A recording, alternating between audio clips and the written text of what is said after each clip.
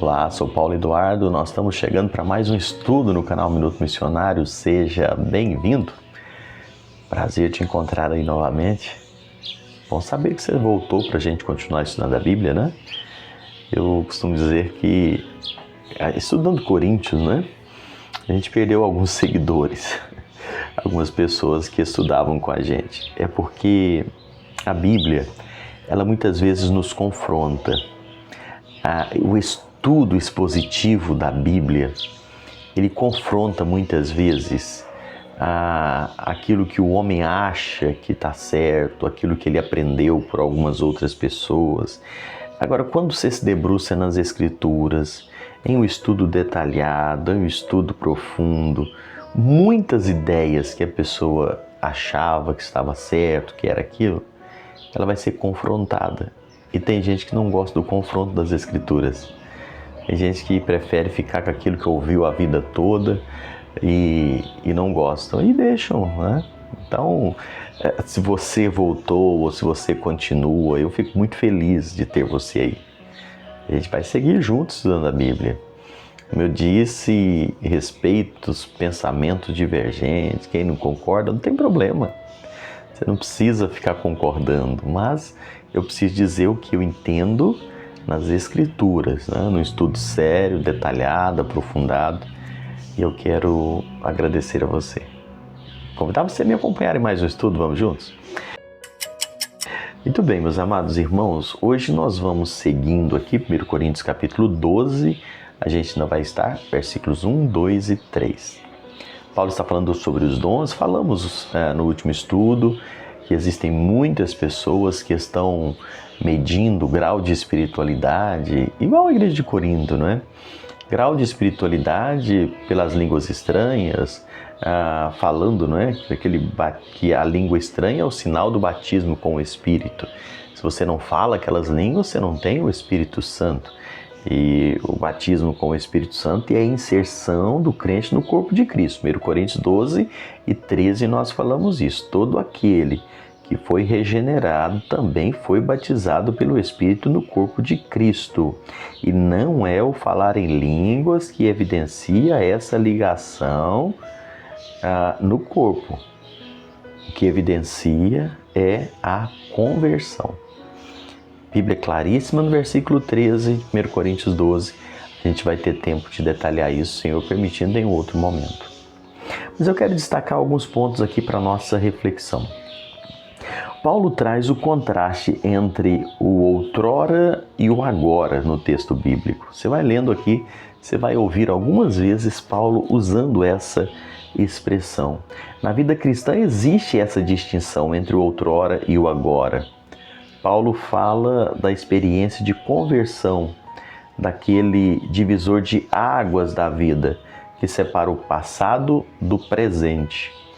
Versos 2 e 3 ele diz: sabeis que outrora, quando erais gentios, deixáveis conduzir-vos aos ídolos mudos, segundo erais guiado. O que é que Paulo está ensinando? Paulo está dizendo que há uma distinção entre o outrora e o agora. Outrora é o passado, não é? E o que você está vivendo agora. Os ídolos, embora mudos, Paulo diz, guiavam, controlavam, dominavam os crentes em Corinto antes da conversão. Você sabe que o ídolo é mudo. Sabe que o ídolo em si não tem vida, não fala, não ouve, não age. Mas, a despeito disso, o ídolo guia, o ídolo dirige a vida daqueles que o invocam. Oséias 4 e 12 diz isso. E aí você fala, Paulo, mas como assim? Se ele é mudo, não vê, não fala, não anda, como que ele guia, dirige, comanda a vida de alguém? É porque, irmãos, atrás de todo ídolo existem demônios. 1 Coríntios 10 e 20 fala isso, não é da minha cabeça não, que a Bíblia diz. Então, atrás de todo ídolo que é mudo, não fala, não anda e não vê, existem demônios que controlam a vida daqueles que se prostram diante desses ídolos, segundo a Bíblia. 1 Coríntios, capítulo 10, versículo 20. Assim, quando a pessoa está sendo guiada por ídolos, ela está sendo controlada por demônios. O ídolo é uma imagem de escultura. Tem boca, mas não fala, tem olhos, mas não veem, tem ouvidos, mas não ouvem, tem garganta, mas nenhum sinal sai da sua boca, não tem mãos, não apalpa, não tem pés, não anda. Do mesmo modo são os que fazem e os que seguem esses ídolos. Isso que eu citei é Salmo 115, versículos de 5 a 8. A pessoa que faz um ídolo e segue perde a capacidade também de ver, de ouvir, de entender as coisas. Ela é controlada e guiada cegamente. Os ídolos, eles eram demônios que estavam agindo na vida dos coríntios, guiando a vida deles antes da conversão. Versículo 2, nós lemos aqui. David Prior, comentando esse fato, ele alerta para o fato de que muitos cristãos de Corinto procediam do paganismo. Então convém ressaltar aqui, explicar que as religiões gregas de mistério tinham experiências espirituais como norma. Então eles eram pagãos, mas eles tinham as suas experiências espirituais. As pessoas estavam acostumadas a ser guiadas por algum tipo de força sobrenatural, demoníaca, a um estado de transe, de êxtase, atitudes estranhas. Então eles tinham essa vivência antes no paganismo. E Paulo mostra para a igreja que outrora eles eram conduzidos e guiados por esse ídolo, mas agora são conduzidos e guiados pelo Espírito Santo de Deus.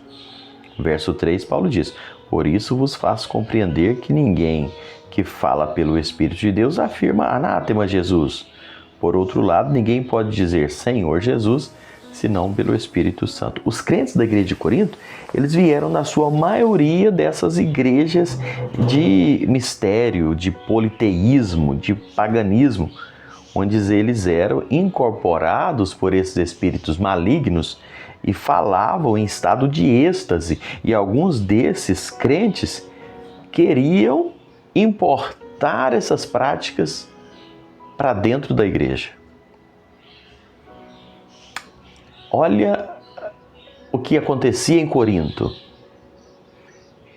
e tenta compreender o que acontece muitas vezes no movimento religioso hoje, chamado cristão. Eu não vou detalhar em respeito aqui, mas eu vou explicar novamente o que eu acabei de falar aqui que acontecia em Corinto.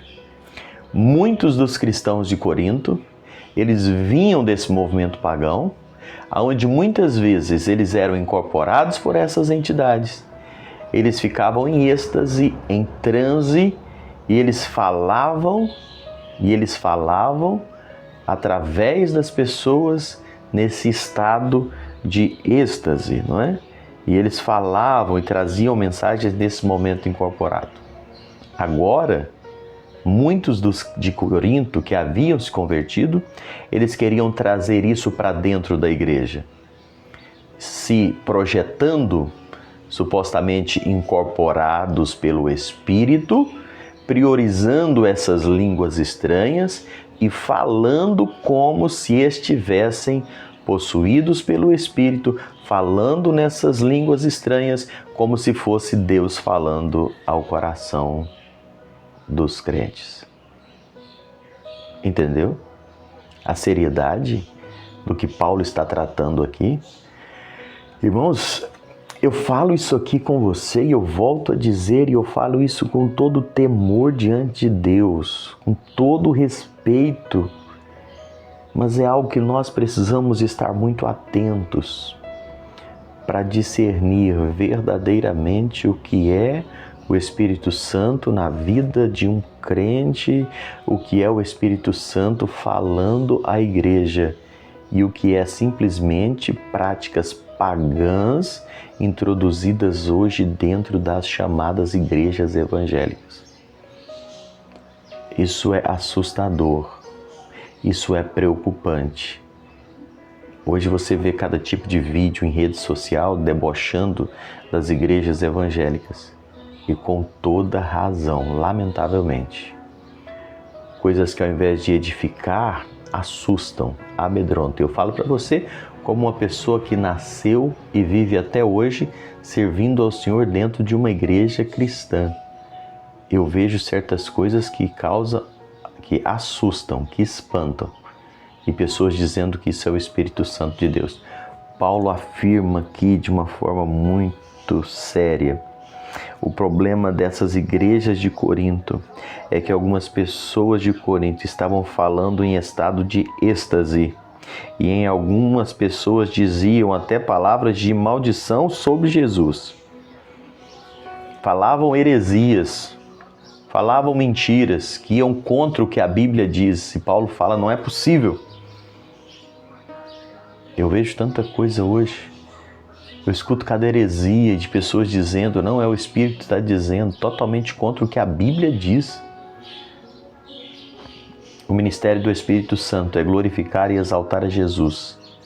Ninguém pode confessar Jesus como Senhor e viver de conformidade com essa realidade, sem a ação e o poder do Espírito Santo. Ninguém